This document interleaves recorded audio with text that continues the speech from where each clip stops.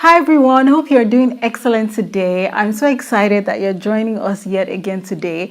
Of course, I'm really excited that he's here with me again. So we posted a video talking to single individuals, talking about maximizing your single season. And in that video, I mentioned that we're going to do a few-part series of videos talking to singles, talking to those in courtship, talking to the married, talking to parents, just a few things to kind of advise you, counsel you, and encourage you, just to help you in whatever season of life that you may be in. So that one, you can find the video on my YouTube channel and watch it. I know that you'll be so blessed. So today we're going to be focusing on courtship. Yeah, but before we do that, you want to say hello to the people? Hello everybody, God bless you.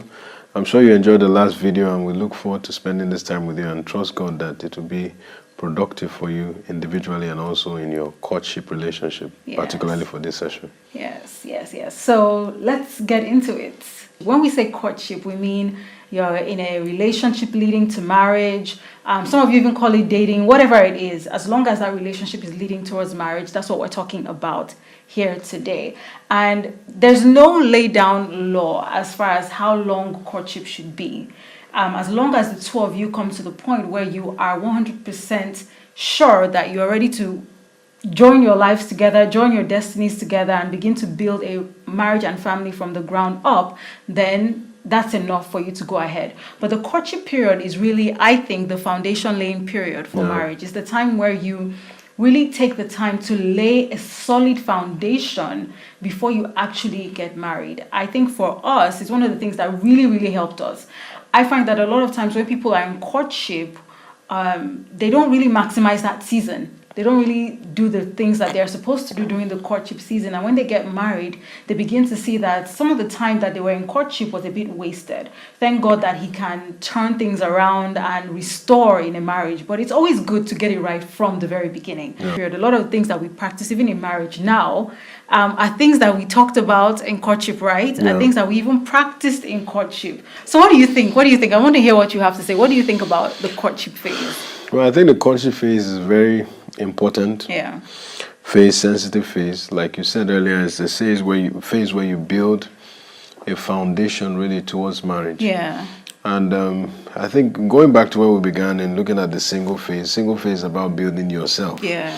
You focus on making yourself the right material. Yes. You focus on making yourself the right product, as it were. Yes. To become, to prepare you on the journey towards marriage. Yes. But now the journey, as it were, towards marriage begins at courtship. At courtship, yes. So that's where the foundation to me is laid. Yes. What kind of relationship you're going to have, the culture of that relationship, the expectations and the outcome is sort of set at the courtship stage. Yes. So in many ways, if that stage is wasted, it becomes more difficult on the back end to begin to try to work on the marriage. I look at it like building a house. If you build a house wrongly and then you're trying to correct it after it is built, is more difficult than making your corrections before the house is actually constructed. Yes. So many times you find individuals that they get together and then they begin to have different crises here and there. Yeah. Not necessarily because they made the wrong decision about marriage in terms of who to get married to, but sometimes because the season of courtship was in its way wasted before the marriage took place. Yeah. So I think the season of courtship is where you begin to set the tone. Yes, set the tone, yes. For your marital experience. Yes. And that's why many times you find out that what takes place in courtship in some ways tends to mirror what will take place in marriage. So if the courtship has certain kind of characteristics that maybe are, contrary to what you expect, and they are not dealt with and corrected, the likelihood is that that's what you begin to experience in marriage. Yeah. And it's not that it cannot be corrected in marriage, but it's just more difficult at that point. Yes. Because it has been allowed to fester. Yes. Now, to piggyback on what you said earlier about time in courtship, how much time? Now, of course, there is no hard and fast rule about the time that you spend in courtship. But it's important to say that it must be sufficient. Yeah, it shouldn't be, sorry to cut you off, it shouldn't be unnecessarily, I like to say unnecessarily long, and it shouldn't be unnecessarily short. Yeah. I think both of them lead to compromise. When it's too short, you compromise in terms of your preparation. Yes. When it's too long, you may end up compromising in other ways, maybe in terms of your whether it's purity or chastity or whatever the case may be, you may end up compromising there. All right. So when it's too long, there may be physical compromise. When it's too short, there will be mostly compromise in terms of preparation. So I find people who find somebody today, no, I've been waiting to get married, they jump into it and get married. Well, the reason why many of them tend to have issues is not necessarily because they all made the wrong choice in who to marry, but simply because they didn't prepare. Right? So sometimes I look at it like, when you're building in construction, you have to wait for the concrete to harden before you put something else on top of it. So if you don't allow that process to take place and you just think, oh, okay, I need to finish this house in the next 1 week, so you put concrete and it hasn't hardened, you put something on top of it, well, everything is going to keep sinking, and before you know it, the house will crash. So sometimes that's what happens, I think, in courtship. What about some people who, sometimes I hear people who say, well, God has told me this is the person I'm supposed to get married to, so let's just go. We don't need to waste time. God has said it. We don't need to take the time to really get to know each other. If God has said it, it must work. And while it's true, when God tells you, okay, go ahead with this relationship, I'm all for it, shouldn't you still take the time to ensure that you are of one mind, you agree on the same things and things like that? Because I even remember for us, even after praying about it and being sure that this was God's ordained relationship from the beginning, we still took the time to make sure that we talked about a lot of things, discussed a lot of things to make sure that we were of one mind. So I think the way I look at it is, again, maybe I'll go back to illustrations. All right, so God saying this is the right marriage for you, or this is the right person for you in the journey of marriage, is almost like giving you a plan. So you and I both know that a plan on paper is different from a plan on ground, depending on what the person who was building did. So God gives you the plan and says, this is who you should get married, this is how you should build your marriage. But you have to build it. So the building process now, most of the time, is that courtship process where you are putting the blocks in place, you are putting the pillars where they should be according to the plan. So God giving you the plan does not negate the necessity for you to do the work. Now that work takes certain amount of time. It may not be equal for all. So you can't say it's 1 year, it's 2 years, it's 3 years, it's 4 years. Everyone is unique. Just like practically every building is unique. It takes different timelines to execute certain projects. So I think the key thing is to be true to what God's plan is for you as far as your marriage is concerned, and take the time to be able to put everything in place. Recognizing that whatever it is that is being put in place today secures you tomorrow, to give you rest. So I think that's the key thing as far as I'm concerned. The ability to recognize that, yes, you found the person that God has ordained for you, but there is a preparation that has to take place. And if that doesn't take place, there will be consequences. And we have to be mindful of that. But I think it's important to also remember that the two people they're coming from different backgrounds, different experiences in life. So you will not come together and then just begin to see everything eye to eye. It takes a lot of discussions, a lot of talking about it, a lot of rubbing minds with each other to begin to see things from the same perspective. So that work that you've talked about is critical. Now, during the courtship phase, I think that one of the things that people do when they're in courtship is that they don't pay attention to the critical things, which is what kind of some of the things I want us to talk about. They don't pay attention to the important things. You find most people in courtship are so infatuated, I would say, by each other. They don't talk about the things that actually will matter when you actually get into marriage. So I want us to talk about some of those things. What are some things that you think are critical for people in courtship to pay attention to? Well, I think let me first start with what you said now, in terms of what people use the courtship years to do. I think what you're giving is one version of it. some people practically don't even, I mean, that's just people who are just being maybe romantic. There are individuals who don't even pay attention to that either. But it's just about, okay, now we've met, what's our plan to get married, etc., etc. So people get consumed by different things. So some people get consumed by the infatuation with the spouse. Some people are infatuated with the process of getting married. So their focus is about the execution of the wedding, as it were. Let's get married. Let's make everybody see that we've gotten married and so forth. So I think people get infatuated with different things. But I believe that when it comes to the aspect of the courtship, what do you do to make it productive? What should you use your time to do?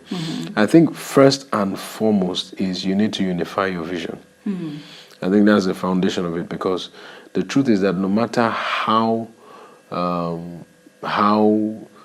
unified you seem in any other area, if your visions do not unify, there is a crisis looming somewhere around around the corner. So it's very important. When we're talking about the singles, we're talking about the need for them to really locate what the plan of God really is for each one's life.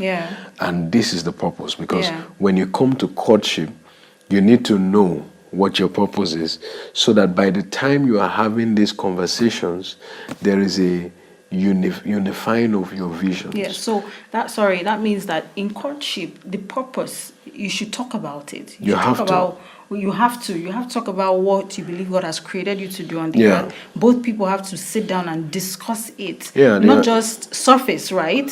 Because sometimes some people, you have to break it down, because sometimes some people talk from the surface and the person says, okay, I understand, but you have to know the details of what that person believes God has created them to do, and how they need to execute it. I think it's very important, because sometimes you find out that people tend to know what it is that they are on the earth for, what God sent them to the earth to do, but they have no clue how they expect to execute it. So this is where sometimes the clash is a clash of not purpose but methods. Okay. How do we execute it? I think I need to do A. You think you need to do B. How do we really execute it? Because think about it. Sometimes you have two individuals that have, very, very clear visions, but not very clear methods. So by the time they get into the practical side of marriage, which is where family and all those other things come into play, there's a crisis, because there is no way for those things that they have said they want to do to get done the way that they want to do it, and still have a functioning family. So it's very important for individuals in the courtship phase to discuss not only the details of the purpose, but the details of the method. Because you mean the process of how you're going to execute the vision, the method to execute the vision. Why? Because sometimes you have the purpose given by God, and then the method is not yet clarified. I believe in those discussions, the clarification of the method takes place. That's where, certain things become very clear in terms of how the execution of that purpose will be done. So it's I think it's important. That's central to all that needs to take place. There must be clarification of not only your purpose, but also the method of delivery. Okay, so that's number one. What else do you think? I think number two is going to be something around not just now. I think we've dealt with on the personal side what our spiritual lives are going to be, but it's also important, in this aspect, in the marriage aspect, to understand what spiritual priorities are going to look like. How is your spiritual life going to be designed? Some people one person comes from a certain background where things are done a certain way, another one comes from another background, and yes, they may both be spiritual, as it were, or from spiritual backgrounds, but that does not negate the need to clarify how you are going to operate spiritually. Well, I've seen families where, there is this issue about, I grew up in a house where we hold a morning devotion every morning at, 5 o'clock in the morning. And my wife just won't do that with me. Or my husband just won't do that with me. All right, so what's the problem there? The problem there is no clarity of how they want to execute their spiritual lives. Now, this other person says, well, me personally, I need to start my day first by myself. You know, so one person says, no, we must start it together. The other one says, we must start it by myself. Yeah. Because the spiritual practices are not clear. Yeah. You know, things like that need to be clarified so that you don't get into marriage with wrong expectations. So Yeah. both individuals may be spiritual, but they approach it from a different angle. Yeah. One believes that we start it together. The other one believes I started alone, then we now later can have time together, whatever Yeah. the case may be. So you may have such conflicts here and there about your spiritual practices, you know, and that goes beyond just our personal relationship with God, but even the area of fellowship, our commitment to fellowship. So, you know, we're talking earlier about individuals that when they are single, you know, we said in the single session, they're single, they are committed to God and all those kind of things most of the time anyway because of the issue of marriage. And then when they do get married, they sacrifice that area. Yeah. But if I'm going to remain committed to God, if you are going to remain committed to God, how do we go about that? Yeah. What is expected? So the area of spirituality goes beyond just our, you know, personal devotional life, but our fellowship life. What is that going to look like, and what's going to be expected, as it were, in that area? So I think, you know, those are two areas that I believe are very key. Now, can I move on? Yeah. You can. All right. So now the third part that I think is important to note is, in this period of courtship, it's important to focus on development. Self-development, you mean? Or? Self-development and, you know, corporate development as a couple. Yeah. You know, in our own time, we spent a lot of time doing that, going to bookshops, spending time reading, yes. trying to discuss what we found, Yes. and so forth. It's very important because sometimes when you have two individuals, you come in at different levels. And if growth is uneven, it can cause crisis. Yeah. So it's very important in the season of courtship to develop together. I think when you do that, you also create a habit of continuous development. Yes. So that one party is not left behind while the other party seems to be advancing. Yes. Because when that takes place like that, over time there will be a schism, there will be a crack, and then that can lead many times to crisis. Yeah. So I've seen people who would say, my wife is not spiritual, my husband is not spiritual. It didn't happen overnight. Because a person who feels they have grown to a certain level of maturity, it takes time. Nobody grows overnight. So if that's the case, then it means that that individual has left the spouse in that journey of growth. Yeah. And I believe that that starts, first of all, in courtship. I've seen many people complain about their spouses. He doesn't read, or she doesn't read. He doesn't pray, she doesn't pray. You know, things like that. But those are things that are built in the courtship phase. Yes. You know, you develop that in the courtship phase. And again, this is why I believe courtship should not be too short. Yes. Because in the process of courtship, I mean, a person can pretend for a short period of time, but not very long. You know, the area of, for example, prayer. You want to pray. Prayer, you can pretend that you can pray 1 time, 2 times, 3 times. But the issue of continuity, it takes certain discipline to do that. So I think all of these things, developing oneself, is so important. Yeah. I think just to add to what you're saying, because the joint development is so important. Sometimes you find a man, a gentleman or a lady who meets somebody, and maybe the gentleman is quite intellectually sound, and then he sees a lady and he says, oh, she's not on my level. But you can help her. I think that's the point I'm trying to make. You can actually help her get to your level, whatever that you believe your level is, during the courtship phase, if you take the time to do so, if you're patient enough to do so. So this is so important, because sometimes you find people who overlook a certain person for marriage because they feel this person is not on my level, whether it's spiritually, whether it's mentally, or whatever the case may be. I always like to say that you have to give people room to grow. Nobody is perfect. So you can't just say the man must be XYZ. As long as he is willing to do what is required to grow and he's disciplining himself, he's not doing it because of you. Because when it comes to marriage, you shouldn't marry somebody who is doing something because of you. Otherwise, you will have issues in the marriage. You should see that they are willing to do it because they desire to do, because they desire to grow. When it comes to someone, whether it's even their spiritual life, you don't marry someone who will become born again because of you, or who would pray because of you, or who will go to church because of you. You should marry someone who is willing to seek God, whether they marry you or not, whether they're in a relationship with you or not. But my point is that you shouldn't overlook certain people because you feel as if they are not on the same level. Am I correct with that? Yeah, I think personally, I think that sometimes the on my level issue is a pride matter, because the truth is, like the scripture says that anyone who think he knows, let him know he doesn't know as he ought to know. Yes. It takes a bit of humility to actually have maturity. So one of the key elements of maturity is humility, and I think that learning attitude, it tends to rub off if you are genuinely mature. Yes. If you are actually one who is really growing, your desire to learn and hunger for knowledge tends to rub off.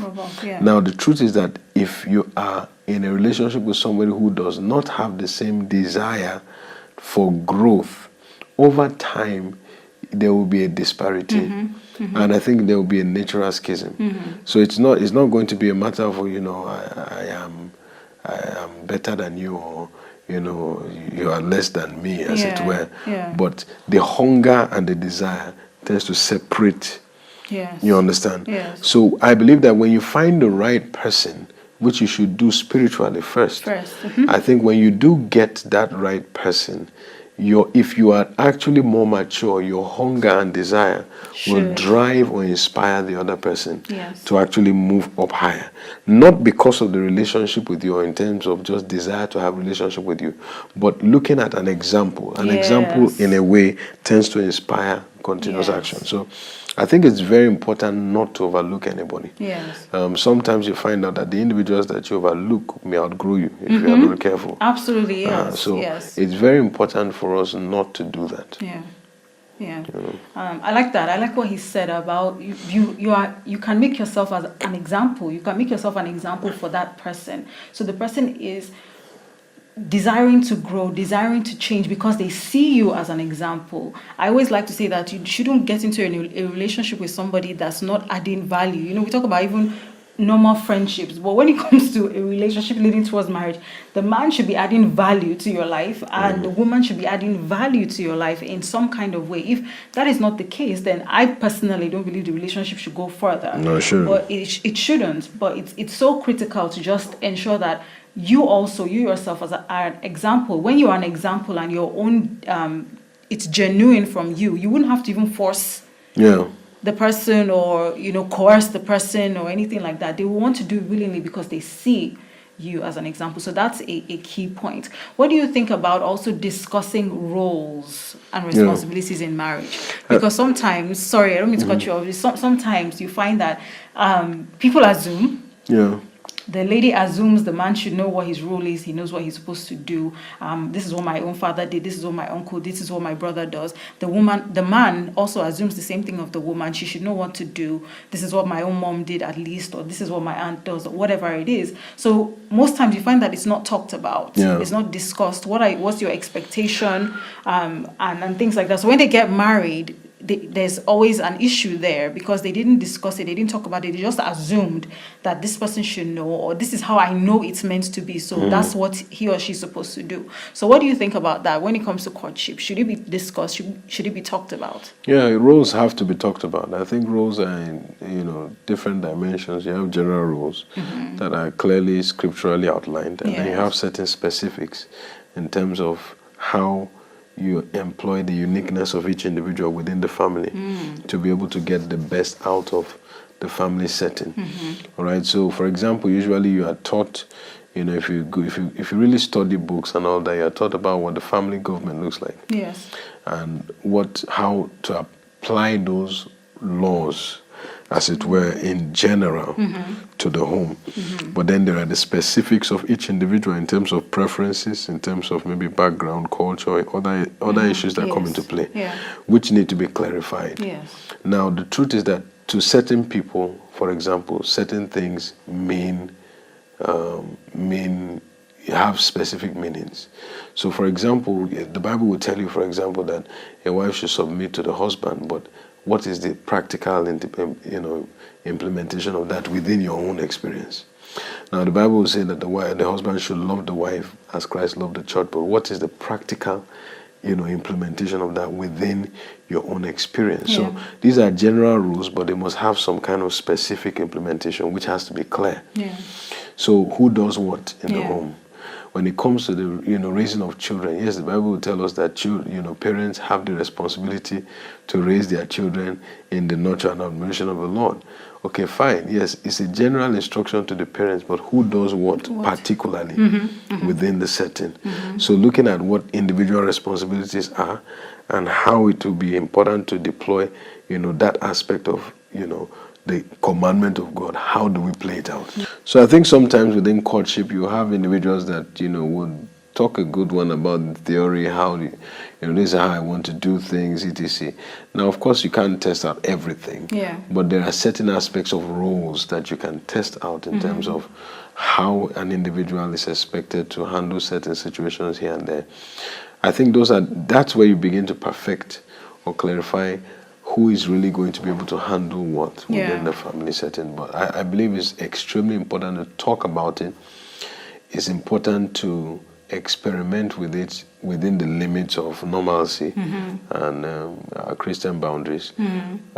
But making those things clear, I think, is absolutely important within courtship ahead of marriage. Yeah, I think it's also important not to force or impose what you know on the other person. Yeah. Because, like we said already, you will be coming from a different experience where maybe the role in your own home is your father did this, your mother did that, and the person you want to get married to may be coming from a home where it was the opposite. Yeah. So you shouldn't try to impose what was your own experience on the other person. Yeah. Remember that you're going to be building your own home from the ground up, from scratch. So you can discuss how will it work for us? Yeah. How do we implement it for us, for our own unique situation? Because sometimes you find people who feel as if we don't do it this way, it cannot work, or we must do it XYZ, but it's not necessarily true. You can figure it out. That's what the courtship season is for. Yeah. When you discuss and rub minds together, then you say, so how can we make it work for our own home that we want to build, and then you take it from there. Yeah. So I think that's also critical. So we have to be willing to compromise here and there in discussing all these things. I think in talking about compromise, I would also want to caution. Courtship is not marriage. Yeah. So because courtship is not marriage, you have to be careful to see if that compromise really is going to be excessive. Very true. And is going to be probably a compromise of what you truly believe deeply within you. Yes. Then you may need to re-examine that relationship and see whether it should continue. Yes, very true. If you're not seeing eye to eye. Yeah. Right. And even in terms of sometimes people's understanding of scriptures is different. Yes. So if my interpretation of scriptures is a certain dimension and somebody else has this interpretation of the same scripture, the truth is that if you ask me to compromise, I'll be compromising my conviction. If you ask the other person to compromise, they're going to be compromising their conviction. And ultimately, when a person compromises their conviction, they either feel violated or you'll find out that they can only sustain it for a certain period of time, and to lead to crisis and breakdown. In the marriage, yes. So except there is a change of conviction, because there are certain things that are conviction matters. Except there is a change of conviction, the relationship has to be reevaluated to see whether that relationship truly should go forward or not. Because it's not a matter of just whether it's right or wrong, but it's a matter of what the person believes to be right or wrong. Yes, very key. Absolutely important. So except that there's a true change in terms of the position of that individual from looking at what the scriptures say. Yes. All right. Without that, I don't think that relationship should continue. Yeah. So in other words, if you are really convicted about something, don't compromise. Don't compromise. Because if you decide to compromise and you end up getting married, like was said, it wouldn't last. It won't last. And with time you begin to see that the two of you begin to have all kinds of issues between yourselves, because you will feel as if you were forced or you didn't have a choice or something like that, right? So the compromise should be within reason. Basically, should be within reason. But the key thing is to make sure that the two of you are in agreement, because if you are not in agreement, no marriage can work without can work agreement. together, Two cannot work together unless they agree. So if you know that no, we're just not seeing eye to eye on this, it's just not working out. Wisdom demands that you end the relationship, as we often hear. A broken courtship is better than a broken marriage. Much better. So please ensure that everything is within reason, and then there is agreement. Is there any other thing that you think should be spoken about, should be discussed? I mean, there are so many other things, but I think what we are trying to talk about are critical things that really should be discussed. But do you have any other additional thing? I think the final thing I would say is that, just make sure that you either get mentors and counselors. Very key. If you do get that, they tend to help you to escape pitfalls. Yes. Sometimes they even help you to know when the relationship is not it's not worth it. Yes. Yeah. So I think it's important to have that, within reach at all times. Yeah, don't hide your relationship. Don't do that. Don't hide it. Don't do that. If you hide it, there's something wrong. Yeah. There's something wrong somewhere. So I think it's very important. Once you have counselors and you have mentors that can guide you, sometimes they see what you don't see. Yes. And then they can assist you as well in taking right decisions. But always make sure that your mentors and counselors are people who will give you godly counsel. Counsel that is based on scriptures and that is clear. Yes. And people who have a testimony. Proven testimony. Yeah. Very critical. Very, very critical. I'm glad he said that. Whether it's counselors that are physical counselors, or sometimes when you're reading books and things like that, it should be people that have try and study them. Yeah, study them. Find out about their experience. Yes. Yes. It matters a lot. Yes. It matters a lot. You can only give what you have. Yes. So it's important to get that. I think if you get that, you'll be fine. Yeah.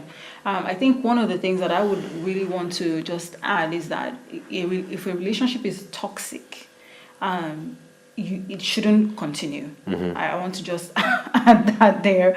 If you know that you're in a relationship, the courtship, you're in courtship and it's just toxic, you are constantly fighting, arguing, it's not adding any value to you, please don't carry on with it and tell yourself we'll see how it goes or things will get better. You don't waste time. Do not waste time. It's so important. Like we've said already, the picture of the courtship gives us a picture of what marriage would be like. Yeah. So if the courtship is already toxic and there's no peace in it, you are constantly at loggerheads, then guess what? Marriage is more than likely going to be that way. Yeah. So you don't really need to hang out and say, let's see how it goes. There's no need to hang out and waste time like that. So I think that's just something that I wanted to quickly add in there. Now, before we round up, because I think we've said quite enough and a lot, some of the things that I want to point out concerning when you're in courtship, the person that you should be focusing on when it comes to marriage. I just want to point out a few things and then you can just add.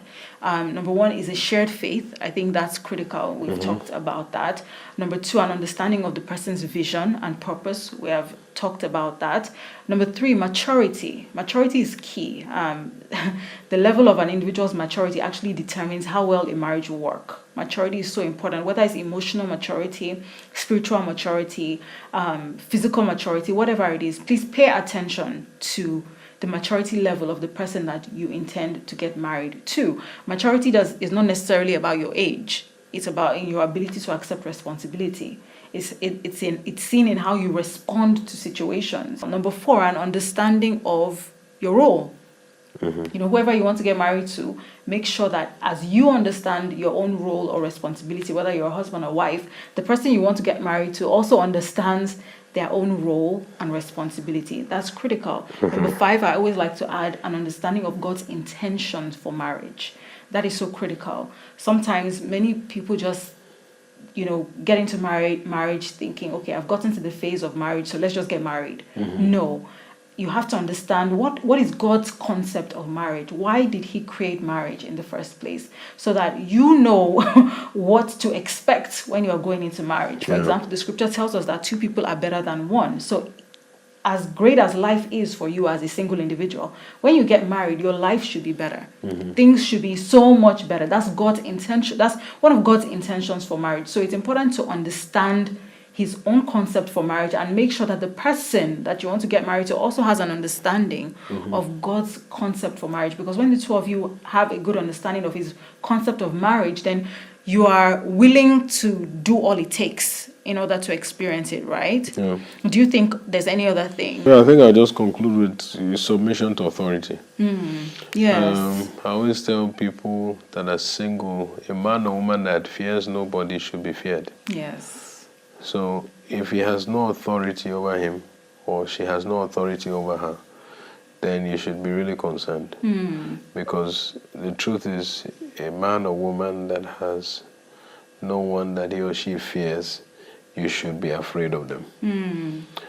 You know, if a person cannot be corrected by somebody above them, believe me, you're going to have an issue correcting them, you know, in the process of marriage. So I think authority is a vital issue. Yeah. Yeah. Yeah.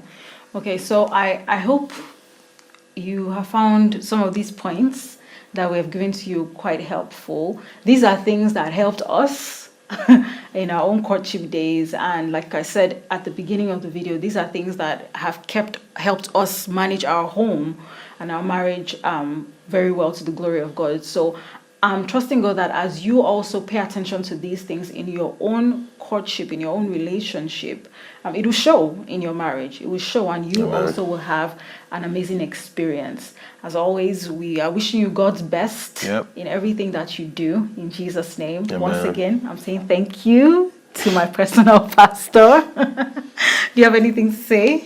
No, I think all that needs to be said has been said. Please put what you have heard to work. Yes.